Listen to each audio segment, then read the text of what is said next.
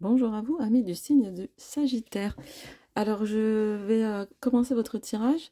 Malheureusement, j'ai dû arrêter parce que l'appareil est tombé en panne de batterie et l'étoile avait sauté. Donc, je vous la montre, mais du coup, je vais quand même recommencer parce il s'est écoulé un certain temps. Donc, ce qu'on peut dire de l'étoile comme énergie principale pour vous, c'est toute la question qui tourne autour de l'environnement. Son environnement, est-ce que l'environnement convient bien? Est-ce qu'on veut travailler avec l'environnement? Est-ce qu'on veut changer d'environnement? Enfin, toutes ces questions-là, en fait. Hein, ça... Ah, alors, on a la carte du jugement comme énergie principale. On va faire une mini guidance hein, euh, de, de 5-6 minutes.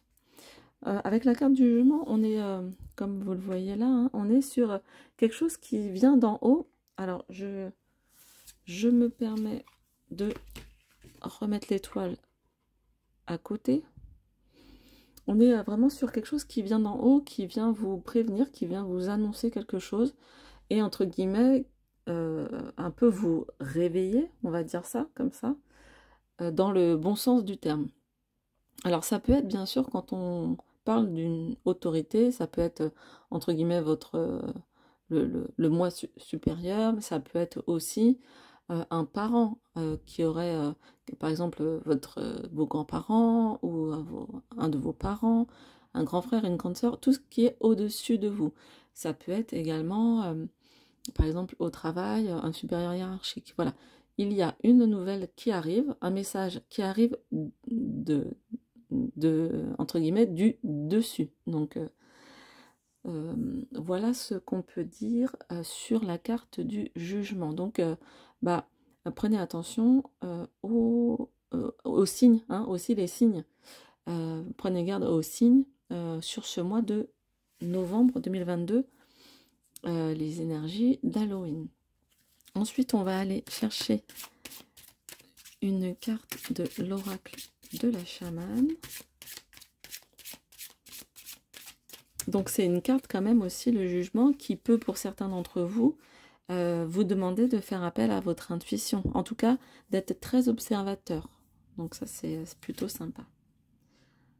Alors, pour l'oracle de la chamane, on a l'abondance. Ça me fait quand même beaucoup penser à... On est quand même beaucoup sur la question environnementale, j'ai l'impression, pour certains d'entre vous. Est-ce qu'il y a des déménagements? Est-ce qu'il y a des projets hein, de départ, peut-être vers un milieu plus naturel, qui vous correspond plus maintenant en tout cas. Hein. Comme on évolue, on change, ça peut être une envie récente.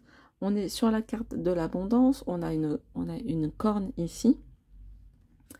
C'est une carte donc avec une personne très chaleureuse, les bras en l'air, plutôt optimiste, avec un mouvement de cheveux, voilà, plutôt joyeux.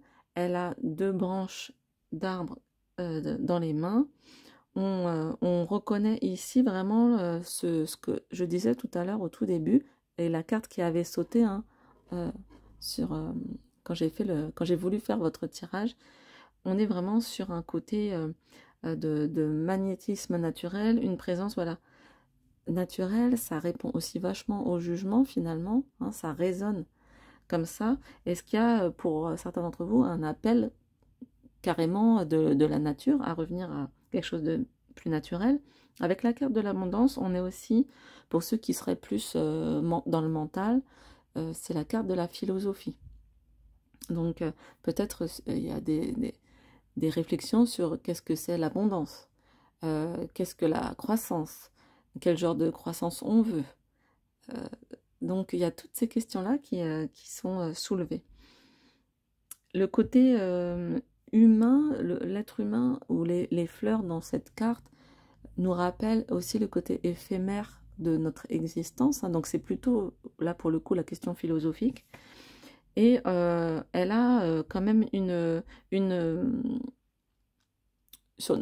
le jeu de l'oracle de la chamane, elle a quand même une visée plutôt de guidance qui va du coup avec l'étoile. C'est marrant parce que là, la femme blonde, elle est face à nous, hein, blonde aux cheveux longs, et là, elle part en fait. Donc c'est assez intéressant, je trouve.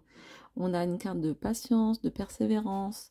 Donc c'est plutôt ce, ce, ce thème-là. J'avais dit tout à l'heure d'être très observateur. Pour moi, voilà, on doit être un petit peu à l'écoute, tout ça, des signes de la nature. Aussi du corps, hein, écoutez bien votre corps, les messages du corps.